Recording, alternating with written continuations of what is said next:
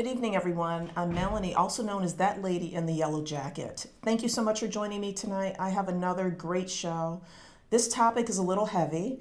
It's not suitable for young children. Have you heard of FGM, female genital mutilation? It's a very important topic that's still happening in various countries around the world. And we have a young lady who's right here in Somerville who is really trying to do her best to stop female genital mutilation from happening in Mali. Her name is Susan McLucas. Susan, thank you so much for joining us tonight. Thanks for having me. And Susan, for those people may not realize that FGM is still happening, and some may not realize what FGM is. So can you tell them what FGM is?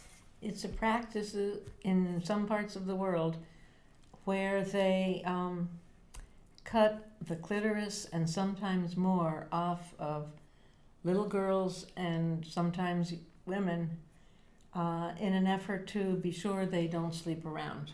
And sleeping around meaning sleeping around, having sex outside of marriage. Don't want any of that. So basically, they don't want women to have pleasure.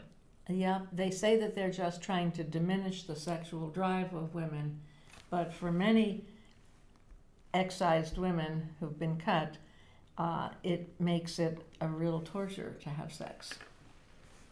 And what ages does this happen? It's very all over the place. The traditional age was around 13, kind of a rite of passage. But now they're doing it younger and younger, sometimes infants, sometimes newborns, but maybe before 1 or around 2, but sometimes at the regular traditional age of, up to 14 or something. Now, why do they think this is okay? Is this a religious thing? Is this a cultural thing? It's a cultural thing. They've been doing it so long that nobody, a lot of people don't consider it anything strange, although more and more people are realizing that it's a real problem and wanting to fight against it. And the more people that speak up, of course, the more other people feel that they can speak up or choose not to do it. And what's the organization you're working with in Mali to try to help this end? It's called Sini Sanuma, which means Healthy Tomorrow in the local language. And Healthy Tomorrow is the name of our Somerville-based nonprofit that supports them. So what are some, now are these only women who are cutting little girls, or is it men cutting little girls too? That wouldn't be right. But hey, this is not right. So I just want to make sure our viewers know that it's women. Yeah. It's women cutting little girls. Yeah. Now, are they paid for this? Yep. Maybe. Do we know how much? It varies, but maybe something like $10 per cut? Yep. So for some women, they do enough that it's their livelihood. And then for some of the excisers, it's something that they've inherited from their mother and their grandmother, and they just do it, and it gives them a little pocket money. Oh, thank you for the work that you're doing to try to end this. Thank you. Thank you for the work you're doing to try to end this. This is just Glad you horrific. approve. Absolutely, this is just horrific. So, I know you sent in some pictures, Mm-hmm. and we are going to take a look at some of the pictures you sent in. Okay, let's do it. And I'm going to have you describe what's going on. Well, here is my group, the Central Committee of Sini Sanuma. This is the last year I was there in 2009. To my left, the guy in the white shirt is Shaka Traore, our president. And most of these people are still involved in the project.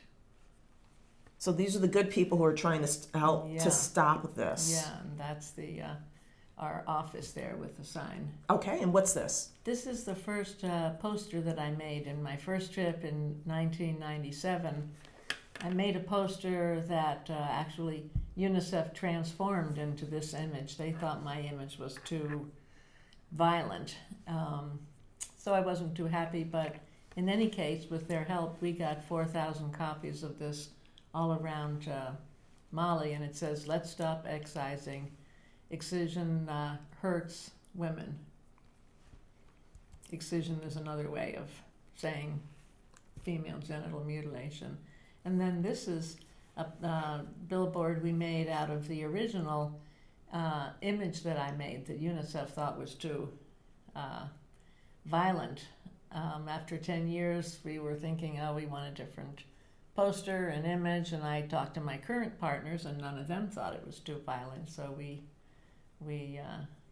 made this, and we've seen a lot of people spend a lot of time looking at that. Okay, so let me just go back here. They thought this image was too violent? No, this is the one that they wanted to use. This is the one they wanted to use. They kind of sweetened it. Like the exciser is like, oh, you sweet little kid, Right. I'm just going to cut your clitoris. Right. This is what that No looks big like. deal, It looks you know. like it's, you With can't that- tell there's anything bad happening No, here. the girl is a little sad. Right. No big Here deal. you can tell there's something bad Yeah, going she's on. like, ah.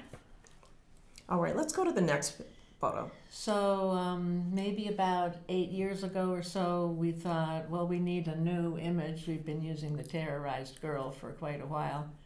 And so this is a mother protecting her daughter, and it says, I love my daughter, so I'm protecting her from FGM. And it shows the knife with a cross, which is a thing that they use. A lot of people thought that the more violent image might be triggering to some people who were cut themselves, and some people have said they don't like to look at it, and so go back to the knife with the cross. on the right you see a Yes. knife with a cross, and that's just a I symbol see. we use in the movement. Okay, you're Xing out the knife. Yeah, Like, don't do this. No. Okay. And after I got the poster out, in my second trip, I started thinking maybe we should use music. And here I'm throwing around some ideas with a couple of friends in the neighborhood. And the guy on the right ended up having a song on our album that we put out later. That we put out in 2000. So were these songs just talking bad and telling people not to do excisions? Yeah, mostly. There are 8 songs saying don't cut your daughters, and 4 other songs for the rights of maids and the different things that women can do besides just being homemakers. And here was one of the musicians who sang. This that was the most famous Dogon singer about 10 years before we made the album. And at the point of this album making, he was a well-known healer and spiritual leader. So he was very influential. Very influential. Yep. And here's what the album looked like.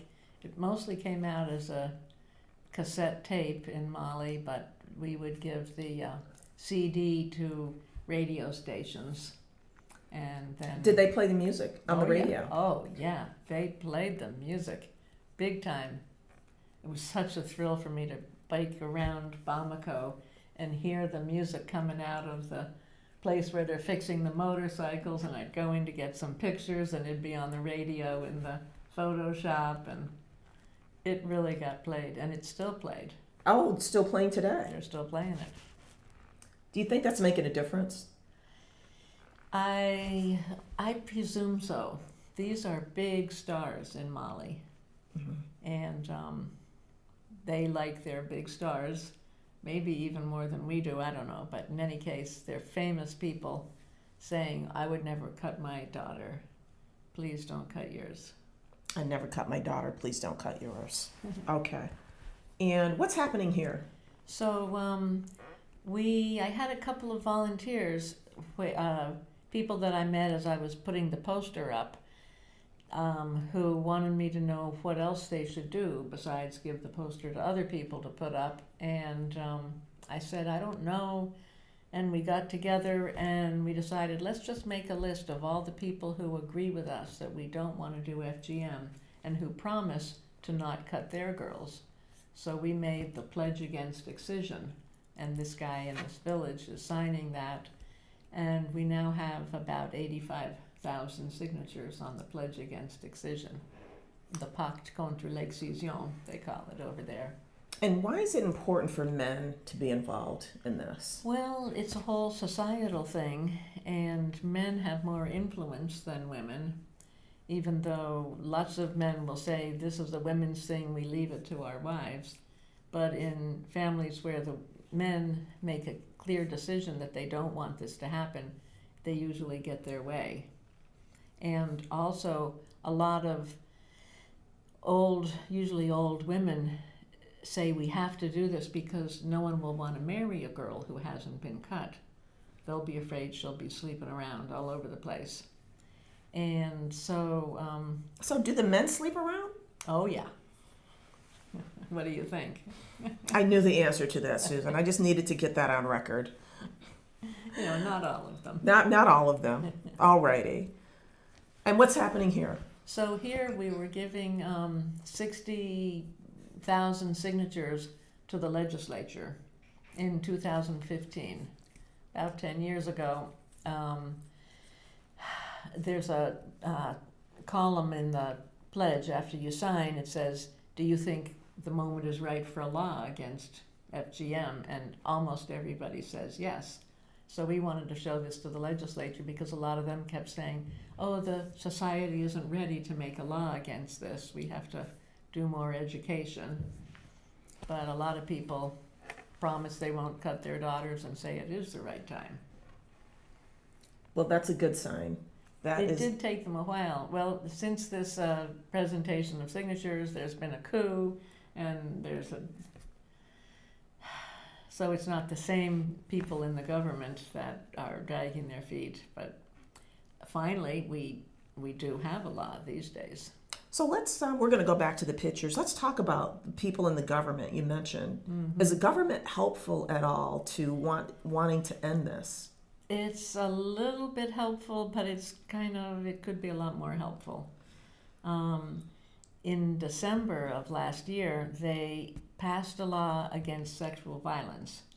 And there is a document that the Women's Ministry wrote recently saying FGM is sexual violence. So everybody knew they were making a law against FGM, but they didn't want to come right out and say it. And our people over there had a couple of meetings with different legislators asking them why they didn't. And a couple of them admitted they were afraid for their political futures. There are a lot of religious people, Muslim religious leaders who want this to continue, and a lot of other people are afraid to go against them. So, are there women in government in that area? Yeah. A few. Yeah. Okay. Have you or your counterparts there, or was there any opportunity to meet with those women in government? Some of the people that we met with when we were talking to them to confirm that there was a law against FGM, since it's written a little bit ambiguously, and then asking them why they didn't put it in, were women, but they were mostly men. Yeah. Yeah. All right. Let's go back to the pictures here. And what's happening here? So here we have a meeting. There are many public meetings. I would guess maybe there are 15 or 20 meetings every month, something like that our different volunteers are putting on. And so somebody's explaining the problems with FGM, and here it looks like they're singing and clapping. Probably Kaniba is singing. She has a couple songs she sings, and the people join in. And tell the viewers who Kaniba is again. Kaniba is one of our very best volunteers in Sini Sanuma. She goes out on a regular basis and tells people why not to cut their daughters, and then people come to her with medical problems they have. There's a girl that's almost dying who was cut last week, and she just, needs medical help. Or do we know the age of the girl who's almost dying? Well, 5, 7, different. Okay, she's a little girl. Little girl. And then there are a lot of women who are trying to have a baby, and they need a cesarean because their vulva is not stretchy, because scar tissue is much harder than regular scar everywhere. tissue from the actual cut that she had when she was a child that her baby. mother allowed her to have. Yeah, I insisted on sometimes that she have, or sometimes allowed. It's all different in different families. But a lot of women die in childbirth because they just try to have the baby, and it's just not coming out. And finally it's too much, and the mother and baby both die. But so we take women to the hospital and have them get cesareans. Okay, so Kanipa is, she's one of your counterparts over there who's helping Yeah. to Spread end the this word. and spread Yeah. the word and working with the young ladies, and she's in that picture here. All right, let's go to the next photo. And here she is with one of the excisors that she's in the process of convincing. Which one is? She's in the blue. Okay. And the exciser, I don't know if she's explaining why you have to do this or what she's saying exactly, but Kaniba is listening very respectfully. And she makes friends with almost all the excisers she's convinced. And she must have convinced 20 or 30 by now. And one of them that she convinced 20 years ago calls her up and says, I was talking to some people, they didn't believe me, can you come out and I'll get a bunch of people together for a meeting for you.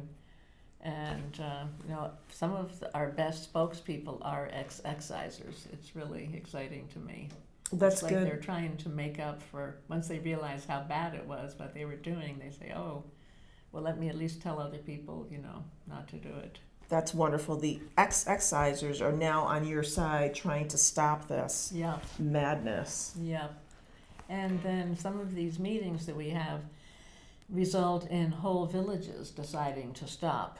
So this is, I think, our second village that we convinced in maybe 2007 or something. And it's Tamala, and they put up this plaque in the village so that anybody going through or coming into the village will see that they don't believe in cutting their girls there anymore. Oh, great. They don't believe in cutting their girls there anymore. And I see you dancing, Susan. So the village celebrations we have when a village decides to stop, we have a feast, we get some music, we dance, and it's a big party. Who was that dancing with you? Do you remember? Just one of the villagers.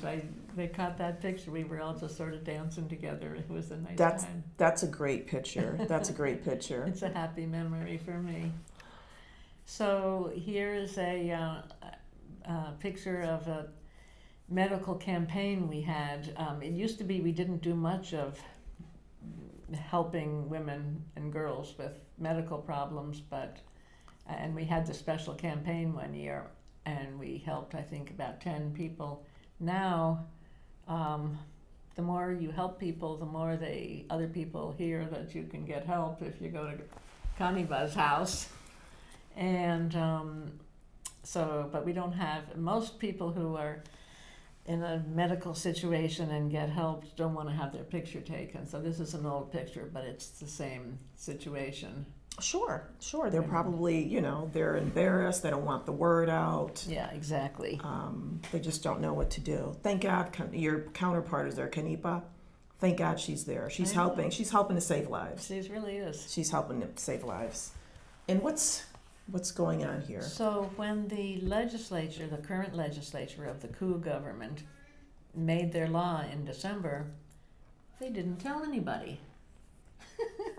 So what's the good of a law if nobody knows? This is the law about saying you can't do FGM because it's sexual violence. It's sexual violence, okay. But they didn't tell anybody. So we thought, well, we're a nonprofit. We're trying to work in this movement, and so let's us put out a poster to tell people. And we've gotten 2,000 copies of this out so far. We've got proposals in to make more copies and get them all over the country.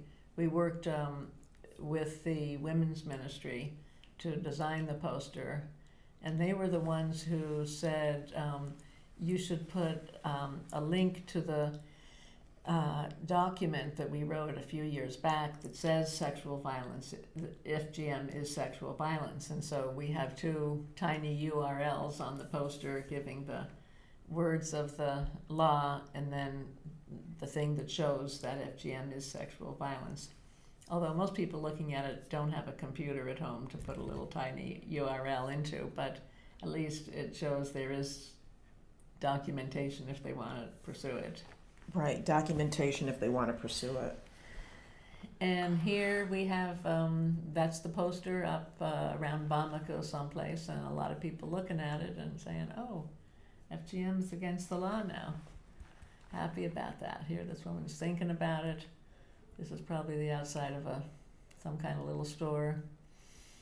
It looks like the places where I used to put the posters that UNICEF made for us. You go to a friendly store owner and say, hey, can we put this like in a pharmacy or a clinic or something? But yeah, here's our sign saying that the FGM is outlawed now. FGM is outlawed now, and you're getting the word out there. Yep. And we have a rug sale coming up because our main annual fundraiser is a rug sale and houseware sale. As random as it seems, one of my board members came up with this idea and knows people at a rug store, and it works. We get a nice little few $1,000s every year from selling rugs.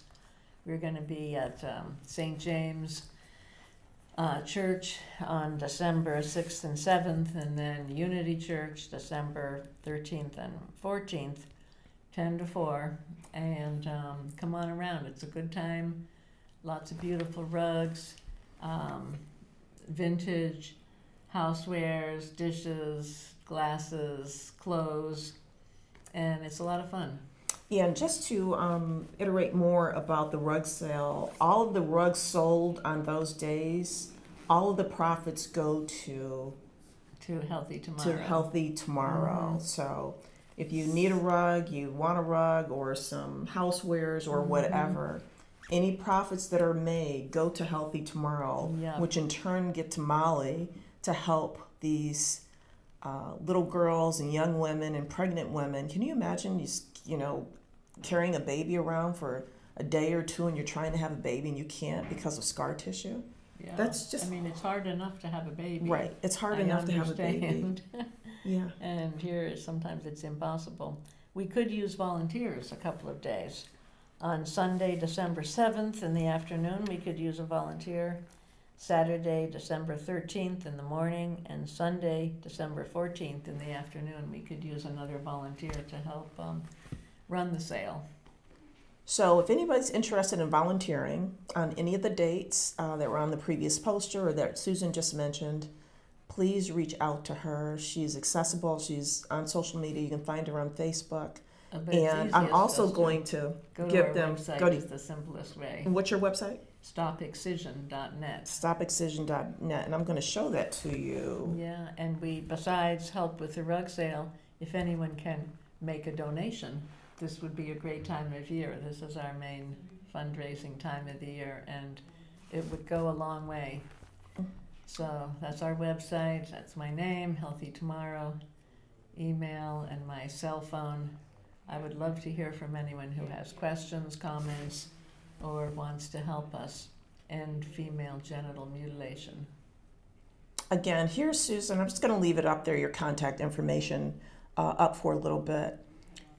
This is just horrific, people. This should not be happening. And there are just way too many people in this world to sit by and let this happen.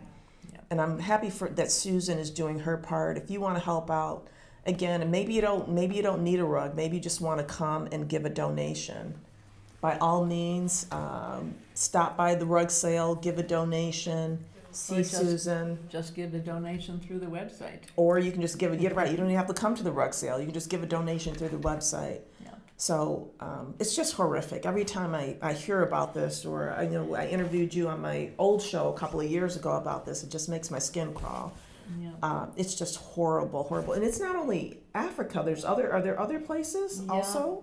In the Middle East and scattered around, and then there are immigrants who take the custom with them. Some people in this country are in danger of being cut because they come from a cutting society. Do we know if there are cuts happening in the United States? Maybe, probably illegally? Yeah, there are some. A few years ago, there was a case, some girls were found to be cut in Detroit, I think it was, and then when they looked at this clinic, 100 girls had been cut over a period of a decade before any came to light. So it is illegal in this country, and we really have to stop it. Absolutely. Yeah. Yes. It's much more prevalent, in countries like Mali, and, there are like 28 countries in Mali, and there are a few people in India, Malaysia, and Indonesia.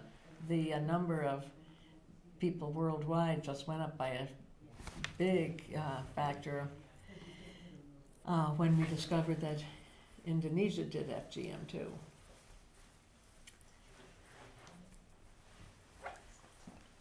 So we're working as hard as we can to stop this practice, and we're making a lot of headway. A lot of Malians are on board, and I'm not leading the thing, but I'm helping with some resources and sometimes with artistic, like I designed that poster, but most of the work is happening by the people who are working like crazy in a heat that averages around 100 degrees over there. And they keep at it because they know how important it is. Well, folks, if you're just joining us, I was so into the show today. I'm Melanie, also known as that lady in the yellow jacket, and my guest today is Susan McLucas, who's doing her part to end FGM, which is female genital mutilation, in Mali, and you guys are going village by village. And neighborhood by neighborhood in the big cities, but also through the media. We have put out a few radio shows saying that there's a law and why not to do it, and we have our songs on the radio and music videos on the TV. So it's not all in person, but it's maybe half and half. Sure. That's really important. So again, let's just give those rug sale dates one more time. So December 6th and 7th, and December 13th and 14th from 10 to 4 at St. James Church in Cambridge the first weekend, and at Unity Somerville the second weekend. And if people don't need a rug or don't need to shop, they can still donate, correct? We are very happy to have donations. This is an expensive project and getting more expensive, and we're not very good at fundraising, and so a lot of it falls on the shoulders of our key people.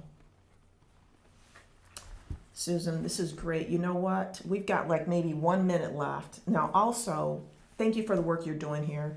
Susan is also the founder and owner of the Bicycle Riding School. She teaches people how to ride bikes. And when she was here before, she was saying that she may want to retire, even though we don't want her to retire. I don't want to retire, but my back is telling me it might be about time. Her back is telling her it might be about time. She was looking for instructors. She thinks she found some people she likes. But if you're also interested, use that information to reach out to her as well. Yep. Susan McLucas, thebicycleridingschool.com. She is awesome. Or if you haven't learned how to ride a bike, it's not too late. Probably not too late. I did tell one guy who was 95 that it was maybe too Oh late. yeah, 95. No. Might be a little late. Yeah, it was a little late for him. Susan, thank you so much for joining me tonight. Okay. All right, folks. We'll see you next time. Remember, make it a yellow day. Thank you.